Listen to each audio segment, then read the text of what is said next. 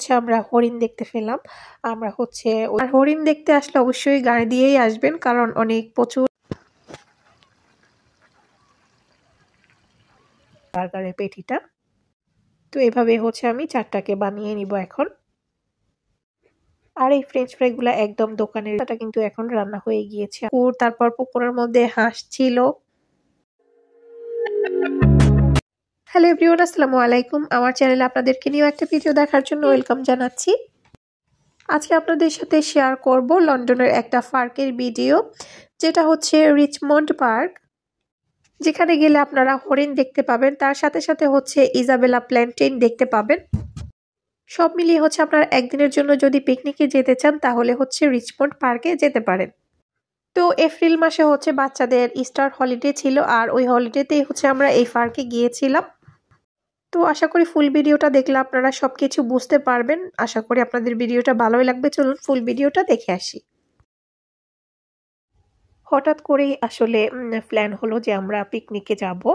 তো পরের দিন সকালবেলা যাব, এই জন্য হচ্ছে রাতেই আমি কিছু কাজ করে রাখবো। তো মিনহার আবদার হলো যে বার্গার খাবে। তো রাতের বেলা আমি আসলে মাংস কোথায় পাই, তাই ভাবলাম যে টুনা বার্গার করে নিই। এই জন্য কিছু আলু হচ্ছে আমি সেদ্ধ করতে দিয়ে দিয়েছি মাইক্রো ওভেনে।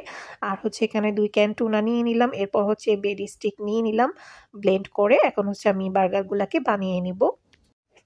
যেহেতু আমরা যাব হচ্ছে একদম লন্ডনের শেষ মাথায় বলা চলে, রিচমন্ড পার্ক। ওইটার পরে আর কোনো স্টপেজ নাই আসলে লন্ডনের। তো একদম দূরে আসলে আমরা হচ্ছে ট্রেনে করেই যাব। দূরে কোথাও গেলে হচ্ছে আমরা একদম মানে সকালের নাস্তা করেই বের হয়ে যাই, তাহলে হচ্ছে দুপুরে মানে ওইখানেই খাবার নিয়ে যাব আর কি, এই জন্য খাওয়ার জন্য। এরপর খাওয়া দাওয়া করে হচ্ছে আমরা বিকেলের দিকে আবার চলে আসবো বাসাতে। তো সেই জন্যই দুপুরে খাওয়ার জন্যই আসলে খাবারগুলা নিয়ে যাব আর কি। তো এখানে হচ্ছে আমি বার্গারের পেটিগুলাকে বানিয়ে নিচ্ছি। আর এটার রেসিপি যদি আপনারা দেখতে চান, আমার চ্যানেলে অলরেডি আপলোড করা আছে। আমি ডেসক্রিপশন বক্সে কিন্তু লিঙ্কগুলা দিয়ে দিব। পেটিগুলা আমার বানিয়ে নেওয়া শেষ। আমি এখন ডিপ ফ্রিজে রেখে দিব, সকালে বের করে নিব। যেহেতু বার্গার নিয়ে যাব, বার্গারের সাথে খাওয়ার জন্য তো ফ্রেঞ্চ ফ্রাই নিতেই হয়। এজন্য হচ্ছে আমি কিছু ফ্রেঞ্চ ফ্রাইও বানিয়ে নিব এখন। আপনারা চাইলে কিন্তু এটার রেসিপিও আমার চ্যানেলে দেখে নিতে পারেন। আর এই ফ্রেঞ্চ ফ্রাইগুলো একদম দোকানের স্টাইলে হবে, ক্রিস্পি হবে। তো এজন্য এখন আমি সবগুলো আলু এখানে কেটে নিয়েছি। এগুলাকে কিছুক্ষণের জন্য আমি ভিজিয়ে রেখেছিলাম। এরপর হচ্ছে আমি সবগুলা চুলার মধ্যে দিয়ে দিলাম ভাপ দিয়ে নেওয়ার জন্য। তো এটাকে জাস্ট 3-4 মিনিটের মতো হচ্ছে আমি ভাপ দিয়ে উঠিয়ে নিলাম। এরপর হচ্ছে আমি এটাকে হাফ এখন ভেজে নিব। ভেজে তারপর এটাকে সংরক্ষণ করে রাখা যায়। তো ফুল রেসিপি আমি দিচ্ছি না আজকে, জাস্ট হচ্ছে আপনাদেরকে বলে দিচ্ছি। তো এটা হচ্ছে পরের দিন সকালবেলা, আর আজকেই হচ্ছে আমরা যাব পিকনিকে। তো কিছু ডিম সিদ্ধ করতে দিয়ে দিয়েছি, আর এখানে হচ্ছে পাস্তা সিদ্ধ করতে দিয়ে দিলাম। আর আমি হচ্ছে 3টা খাবার নিয়ে যাব। ডিম দিয়ে পাস্তা নিয়ে যাব, তারপর হচ্ছে টুনা ফিশ বার্গার, তারপর সাথে হচ্ছে ফ্রেঞ্চ ফ্রাই, এই 3টা। যেহেতু দুপুরের খাবার, এজন্য হচ্ছে আমি এইগুলোই নিয়ে যাচ্ছি। তো এখানে হচ্ছে আমি পাস্তাটা বসিয়ে দিয়েছি। আর পাস্তার মধ্যে হচ্ছে আমি কিছু আলু ইউজ করব। তো পাস্তার মধ্যে আমি ডিমটা 2 ভাবে দিচ্ছি। একটা হচ্ছে সেদ্ধ করে দিব, আর হচ্ছে এমনিও দিয়ে দিব। তো পাস্তাটা যে পাতিলে বসিয়েছিলাম, আসলে পাতিলটা ছোট হয়ে গিয়েছে, এজন্য আবার আমি পাতিলটা চেঞ্জ করে নিয়েছি। এরপর হচ্ছে আমি সেদ্ধ ডিম দিয়ে দিয়েছি, ধনেপাতা দিয়ে দিয়েছি। মানে পাস্তার মধ্যে যা যা দেওয়ার আর কি, মশলা টশলা সব দিয়ে তারপর হচ্ছে ভালো করে মিশিয়ে নিচ্ছি। আর পাস্তাটা কিন্তু এখন রান্না হয়ে গিয়েছে আমার। তো এখন হচ্ছে আমি রাত্রেবেলা যে ফ্রেঞ্চ ফ্রাইগুলাকে দেখিয়েছিলাম, সেগুলো আমি ডিপে রেখেছিলাম। এখন ওগুলা বের করে নিয়েছি। এখন হচ্ছে এগুলাকে আমি ভেজে নিব।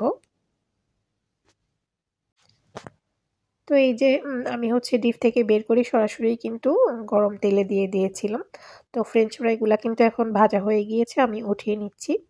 তো এইভাবে করে হচ্ছে আমি সবগুলা ফ্রেঞ্চ ফ্রাই এখন ভেজে নিব।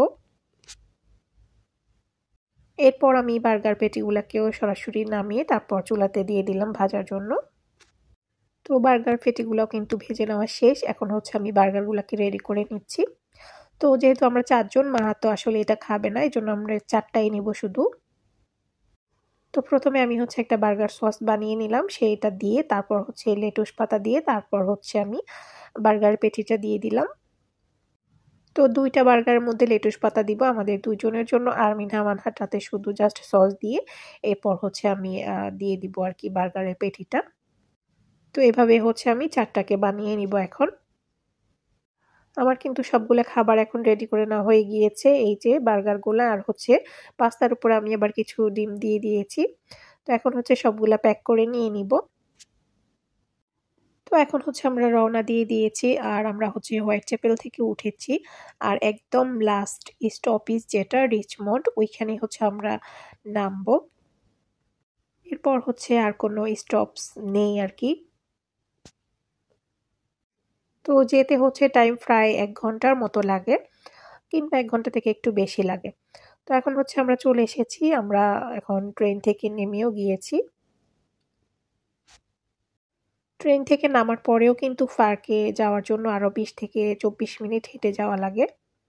আর চাইলে কিন্তু আপনি বাসেও যেতে পারেন এখান থেকে আবার মানে পার্কের মধ্যে। তো ভাবলাম যে হেঁটেই যাই, কিন্তু আসলে হেঁটে না গিয়ে বাসে যাওয়াই উচিত ছিল, কারণ রাস্তাটা একদম পর্তুগালের রাস্তার মতো ছিল, মানে উঁচা নিচা উঁচা নিচা, খুবই কষ্ট হয়েছিল। যাক, ফাইনালি আমরা চলে আসলাম পার্কের ভিতরে। তো এখানে ম্যাপ দেওয়া ছিল যে কোন দিকে কি আছে। পার্কটা অনেক বেশি বড়। এই পার্কে আসলে আমি এসেছি 2টা জিনিস দেখার জন্য, একটা হচ্ছে হরিণ দেখার জন্য, আর একটা হচ্ছে এখানে একটা জায়গা আছে ইজাবেলা প্ল্যান্টেইন নামে, ওই জায়গাটা দেখার জন্য। তো প্রথমেই ভাবলাম যে হরিণই দেখে নিব আমরা, কিন্তু পার্কটা এত বড় যে আমরা হরিণের কোনো খোঁজই পাচ্ছিলাম না, যেহেতু হরিণগুলো এখানে খোলা থাকে, মানে ওরা কোনো কিছুর ভেতরে থাকে না, ওরা যখন যেখানে ইচ্ছা ওরা হাঁটতে পারবে।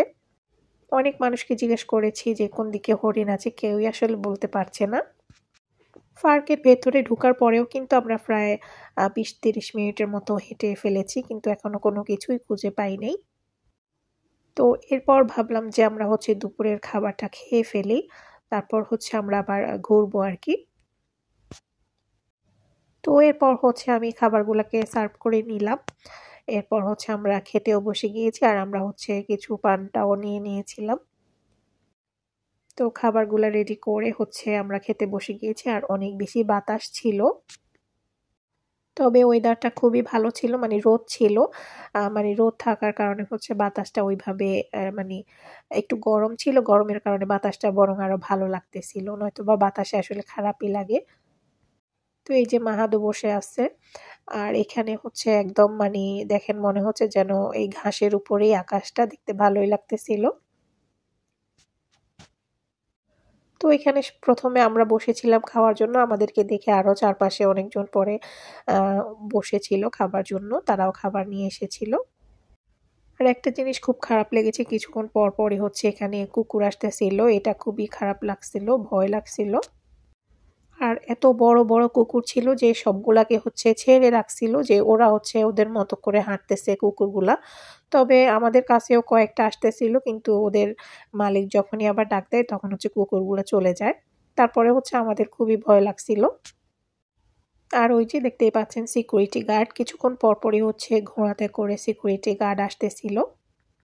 আমরা আসলে কয়েকবারই দেখেছি এখানে ঘোড়ার মধ্যে সিকিউরিটি গার্ডগুলো যাচ্ছে, আসলে পর্যবেক্ষণ করতেছিল আর কি সবকিছু। খাওয়া দাওয়া করে আমরা ওইখান থেকে উঠে গিয়েছি, কারণ বললাম না এসেছিলাম হরিণ দেখতে, কিন্তু হরিণ না দেখে কুকুর দেখে আসলে শেষ। তো মিনহার বাবা আবার এটা বলে হাসতেছিল যে তুমি আসছো হরিণ দেখতে, কিন্তু তুমি অনেকগুলা কুকুর দেখে ফেলেছো। ফাইনালি হচ্ছে আমরা হরিণ দেখতে পেলাম। আমরা হচ্ছে ওই দিক থেকে উঠে আসার পর এদিকে এসে দেখলাম যে এখানে হরিণ আছে, আর হরিণগুলো হচ্ছে এখানে বসেছিল। এখানে প্রায় 8-10টার মতো ছিল হরিণ, জায়গায় জায়গায় হচ্ছে ওরা বসেছিল, কিছুটা 1-2টা হচ্ছে দাঁড়িয়েছিল আর সবগুলা বসেছিল। তবে এগুলো এত বেশি বড় হরিণ ছিল না, মানে ছোট সাইজের গুলাই ছিল, অনেকের ভিডিওতে আমি অনেক বড় দেখেছি। তো আমরা হরিণ থেকে প্রায় 10-15 হাত দূরে গিয়ে দাঁড়িয়ে হচ্ছে হরিণগুলা দেখতেছিলাম, আর সামনে যাই না, আসলে ভয় লাগতেছিল যদি ওটা গায়ের দিকে আসে, কারণ ওইখানে সাইনবোর্ডে লেখা ছিল যে হরিণগুলার একদম কাছে না যাওয়ার জন্য, কারণ ওরা হয়তো বা আঘাত করতে পারে, এই জন্য আমরা দূর থেকে আসলে দেখতেছিলাম হরিণগুলাকে। তো অনেকেই হচ্ছে এখানে এসে পিকচার তুলতেছে হরিণের। তো এখন দেখলাম যে কয়েকটা দাঁড়িয়েছে। তবে আমি বলবো যারা এই পার্কে আসতে চান অবশ্যই আপনাদের গাড়ি থাকলে গাড়ি নিয়ে আসবেন। কারণ গাড়ি ছাড়া যদি এই পার্কে আসেন আপনি হাঁটতে হাঁটতে আপনার একদম পা ব্যথা হয়ে যাবে। কারণ এটা পুরোটাই একটা জঙ্গলের মতো, মানে এত বেশি হাঁটতে হয় কি আর বলবো, অনেক হাঁটতে হয়। তো হরিণ দেখা তো শেষ হয়ে গেল, এখন হচ্ছে যাব অন্যদিকে। অন্যদিকে বলতে ইজাবেলা প্ল্যান্টেন, যেটা দেখার জন্য আসলে আমি এখানে এসেছিলাম। জায়গাটা রিলসে তারপর ভিডিওতে আমি অনেক দেখেছি, খুবই ভালো লেগেছিল আমার।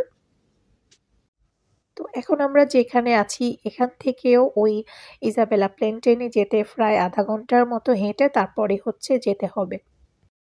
তো ওইখানে হচ্ছে আবার লেকের মতো ছিল, তো আমরা আর ওইদিকে যাই নাই, কারণ ওইদিকে গেলে আরো বেশি হাঁটতে হবে এখন। তো এই যে বললাম না, কিছুক্ষণ পর পর হচ্ছে সিকিউরিটি গার্ড আসতেছিল, এখানে হচ্ছে আরো দুইটা ঘোড়া দিয়ে ওরা আসতেছিল। আর এখানে দেখলাম একজন মানে এগুলা হচ্ছে একদম বাচ্চা টাইপের, মানে হচ্ছে 15-16 বছর এরকম হবে মেয়েগুলার।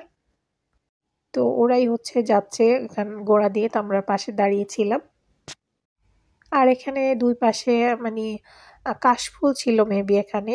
তো সবগুলাই হচ্ছে আসলে শুকিয়ে গিয়েছে। এই যে, তো মাহাদ আর ওর বাবা যাইতেছিল, এই যে মাহাদকে কিছুক্ষণ পর পর ওর বাবা হচ্ছে নামিয়ে দেয় হাঁটার জন্য। আর সে খুবই দুষ্টামি করে। ফাইনালি প্রায় 30 মিনিটের উপরে হাঁটার পর আমরা চলে আসলাম ইজাবেলা প্ল্যান্টেইনে। তো এরপর হচ্ছে আমরা ভিতরে চলে এসেছি। এখানে ছোট একটা লেকের মতো ছিল ভিতরে এক পাশে, আর অন্য পাশ দিয়ে হচ্ছে ফ্লাওয়ার। তো এখন হচ্ছে আমরা ওইদিকে যাব।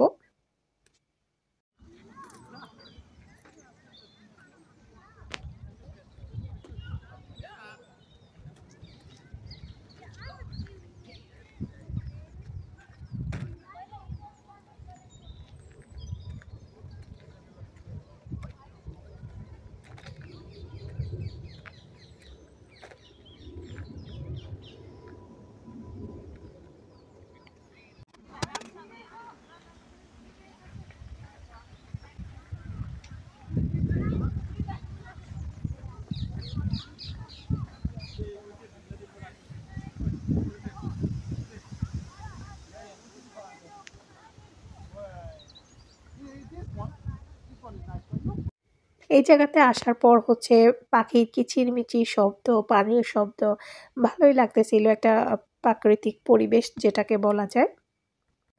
এরপর দেখলাম কয়েকটা হাঁসও আছে এখানে, তো ভালোই লাগতেছিল আসলে।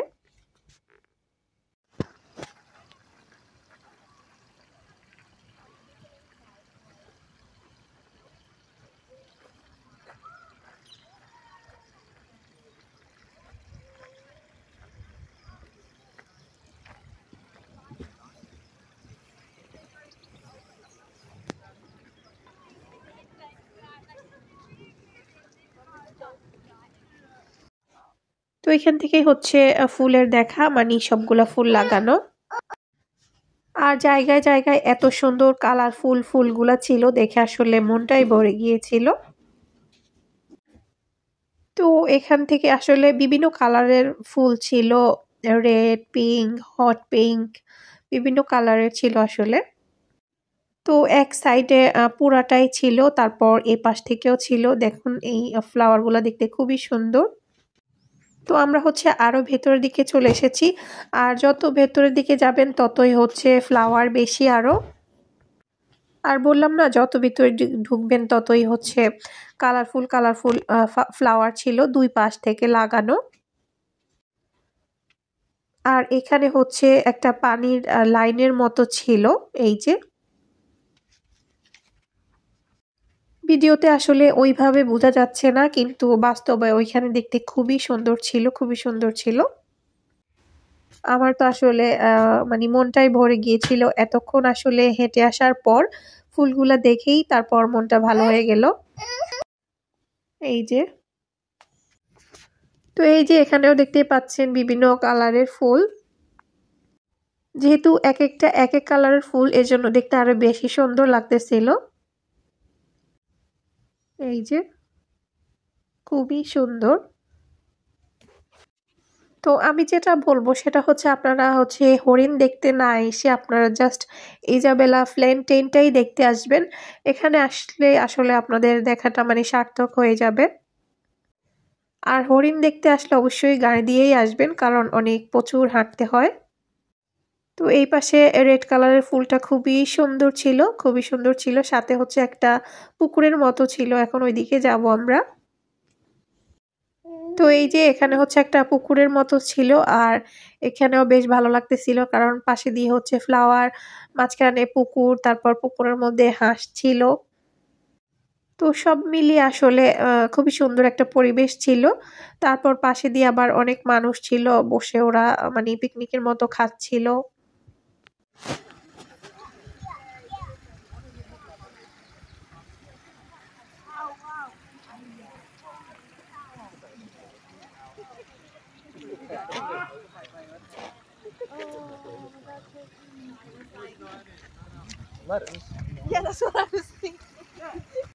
তো এরপর হচ্ছে আমরা আসলে আর থাকি নাই, আমরা হচ্ছে এখন চলে যাব বাসার দিকে, কারণ অলরেডি অনেক টাইম হয়ে গিয়েছে।